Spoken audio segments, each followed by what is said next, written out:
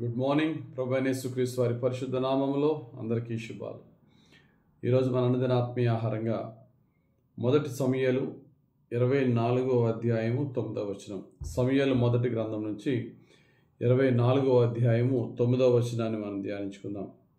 సౌలుతో ఇట్లా నేను, దావీదు నీకు కీడు చేయనుద్దేశించుచున్నాడని జనులు చెప్పిన మాటలు నీవెందుకు వినుచున్నావు? దావీదు భక్తుడు రాజైన సౌలుతో ఈ మాటలు చెప్తున్నాడు.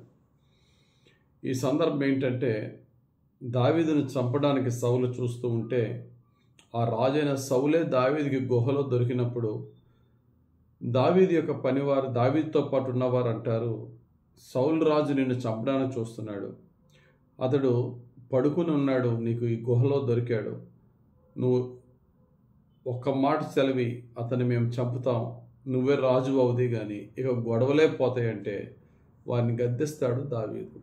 దేవుని చేత అభిషేకం నొందిన వాడిని చంపడానికి, అతను చెయ్యి ఎత్తడానికి మీకు ఎంత ధైర్యం మీకు అని చెప్పి వారిని గద్దించి సౌలుని క్షమించి వదులుతాడు. ఆ తర్వాత సౌలు లేచి వెళ్ళిపోయిన తర్వాత దూరం నుంచి భక్తుడైన దావీదు గట్టిగా అరిచి చెప్తాడు, అయ్యా రాజైన సౌలా, నువ్వు నాకు దొరికావు కానీ నేను విడిచిపెట్టేశాను, నేనేమి చేయలేదు, నీ ప్రాణాన్ని నేను ఘనముగా ఎంచాను కానీ నా ప్రాణాన్ని నువ్వు తీయడానికి చూస్తున్నావు అనే మాటలు దావీదు సౌలుతో చెప్పిన సందర్భాలు ఉన్నాయి. అనేక సార్లు దావీదు సౌలుని చంపే అవకాశం ఉన్నా చంపలేదు. ఇక్కడ ఒక మాట అంటాడు దావీదు సౌలు రాజుతో, అయ్యా నువ్వు నన్ను ఎందుకు చంపుతున్నావు? నేను నీకే కీడు ఏమీ చేయలేదు కదా. అయితే దీనికి కారణం నువ్వు ఎవరో చెప్పుడు మాటలు వింటున్నావు. దావీదు నీకు కీడు చేయనుద్దేశించుచున్నాడని జనులు చెప్పిన మాటలు నీవెందుకు వినుచున్నావు? ఇక్కడ మనం తీసుకోవాల్సిన, ఈరోజు అనుదిన ఆత్మీయ ఆహారంగా తీసుకోవాల్సిన ముఖ్యమైన మాట ఏంటంటే, కొంతమంది మనకి లేనిపోయిన కలహాలు పెట్టే వాళ్ళు ఉంటారు మన చుట్టూరు. అటువంటి వారి మాటలు మనం వింటున్నప్పుడు వివేచన గల ఆత్మతో ఈ మాటలు నేను తీసుకోవచ్చా తీసుకోకూడదా అనే వివేచన గల ఆత్మతో మనము అవి యోచించగలగాలి, దేవుణ్ణి అడగగలగాలి. తన ప్రక్కన వారి మాటలు విని సౌలు దేవునికి విరోధంగా జీవించిన సందర్భం ఇక్కడ చూస్తున్నాం. కానీ దావీదు తన పక్కన వారి మాటలు విని వారి మాటల ప్రకారంగా చేయలేదు. దావీదు తనతో ఉన్న వారు సౌలుని చంపమన్నా వారిని నోరు ముయ్యమని చెప్పి దావీదు నీతి మార్గంలో, యథార్థ మార్గంలో నడిచాడు.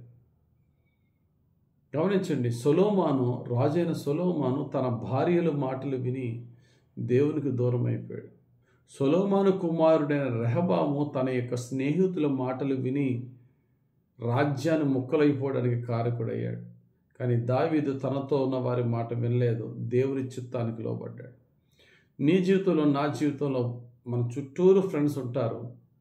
వారు అజ్ఞానంతో చెప్పొచ్చు, కుయుక్తితో చెప్పొచ్చు, మన యొక్క అభివృద్ధికి మేలైన మాటల కంటే మన నాశనానికి కారణమైన మాటలు చెప్తూ ఉంటారు. వాటిని వింటున్నామా మన జీవితంలో లేనిపోయిన శ్రమలు తెచ్చుకుంటాం.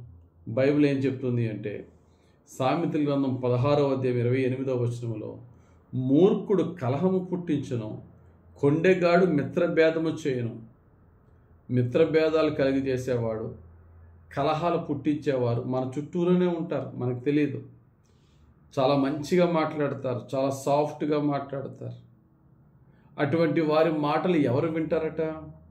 అది కూడా బైబిల్ చెప్తుంది. ఒకవేళ కనుక మనము అటువంటి కొండగాలి మాటలు విని, అటువంటి గాసిప్ విని దానికి స్పందించేసి మనము కూడా ముందు వెనక ఆలోచన చేయకుండా స్పందిస్తే అటువంటి వారిని ఎవరితో పోల్చారు చూడండి. సామెతల గ్రంథం 17వ అధ్యాయం 4వ వచనం, చెడు నడవడి గలవాడు దోషపు మాటలు వినును, నాలుక హానికరమైన మాటలు పలుకుచుండగా అబద్ధీకుడు చెవియొగ్గును. అటువంటి హానికరమైన మాటలు, అటువంటి మనుషుల మధ్య కొండెములు చెప్పే మాటలు ఎవరు వింటారట, ఎవరు పాటిస్తారట? అబద్ధీకులు వాటిని వింటారట. చెడు నడవడి గలవారు మాత్రమే ఆ దోషపు మాటలు విని పాటిస్తారట. మనం అబద్ధికులముగాను చెడు నడవడిగాను ఉంటే కనుక అటువంటి కొండిగాల మాటలు మనం విని దానికి పాటిస్తాం. అలా కాకుండా అబద్ధికులుగా కాక చెడు నడవడికలో నడిచే వారంగా కాకుండా ఉంటే దావీదు వలె అటువంటి వారు మనకి రాంగ్ ఇన్ఫర్మేషన్స్ ఇచ్చిన వాటిని మనము రైట్ డిజర్నింగ్ స్పిరిట్తో, సరైన వివేకము గల ఆత్మతో వాడు చెప్పిన మాటలు రైటా కాదని వివేచించి ప్రవర్తిస్తాం. అలా వివేచించకుండా ప్రవర్తిస్తే చెప్పుడు మాటలకు తగ్గట్టుగా మనము మాట్లాడిస్తే ఆ మూర్ఖులకి మనకి ఏ తేడా లేదు. కాబట్టి గమనిస్తాం, మన యొక్క స్నేహితుల మధ్య కానీ, వర్క్ చేస్తున్న చోట మధ్య, ఎక్కడైనా సరే, కుటుంబంలో కానీ, సంఘంలో కానీ, సమాజంలో కానీ అందరి చెప్పుడు మాటలు కనుక మనం వింటే దేవుని పిల్లలం కాలేం. అందరి మాటలు విని దేవుని యొక్క భయముతో, భక్తితో, వాక్యానుసారంగా యోచించి స్పందిద్దాం. అలాగా మనం జీవిస్తే కనుక ఎన్నో గొడవలు, ఎన్నో అశాంతికరమైన పరిస్థితుల నుంచి మనం తప్పించుకోగలం. వద్దన్నా చెప్పుడు మాటలు చెప్పే వాళ్ళు ఉంటానే ఉంటారు. మనకే ఆ వివేచన ఉండాలి, మనకే ఆ యోచన ఉండాలి. దేవుణ్ణి అడుగుదాం, ప్రభువా, అందరి మాటలకు విని నేను స్పందించకుండా ఎవరు ఎటువంటి మాటలు చెప్పినా విని దానిని యోచించి స్పందించే జీవితం నాకు ఇవ్వు ప్రభు అని దేవుణ్ణి అడుగుదాం. ఆ విధంగా జీవిస్తే దేవుని దీవెనలు పొందుకుంటాం, అనవసరమైన కష్టాల నుండి కూడా తప్పించుకుంటాం. దేవుడు అట్టి కృప మనకు అనుగ్రహించును గాక. ఆమేన్. పరిశుద్ధుడా, ప్రేమ కలిగిన తండ్రి, ఈరోజు నాయన నీకు ప్రార్థన చేసుకొనిచున్నాం. చెప్పుడు మాటలన్నీ కూడా విని నమ్మకుండా రకరకాల మనుషులు రకరకాల సలహాలు ఇచ్చిన ప్రార్థనాపూర్వకంగా యోచించి నిర్ణయం తీసుకుని, అయ్యా ప్రజలు తండ్రి మా యొక్క నష్టాన్ని కోరి కొంతమంది చాలా పైకి నటిస్తారు, వారిని మేము వివేచించగలిగే ఆత్మను మాకు దయచేయమని, నీ శాంతి సమాధానం, నీ వాక్యానుసారమైన జీవితం, సరి అయిన నిర్ణయాలతో మా జీవితాన్ని కట్టుకునే భాగ్యమును మాకు దయచేయమని యేసుక్రీస్తు వారి పరిశుద్ధ నామములో ప్రార్థించి వేడుకొనుచున్నాము తండ్రి. ఆమేన్. తండ్రి యొక్కయు, కుమారుని యొక్కయు, పరిశుద్ధ ఆత్మదేవుని సన్నిధి మనకి తోడుగా ఉంచి మనల్ని నడిపించి దీవించును గాక. ఆమేన్.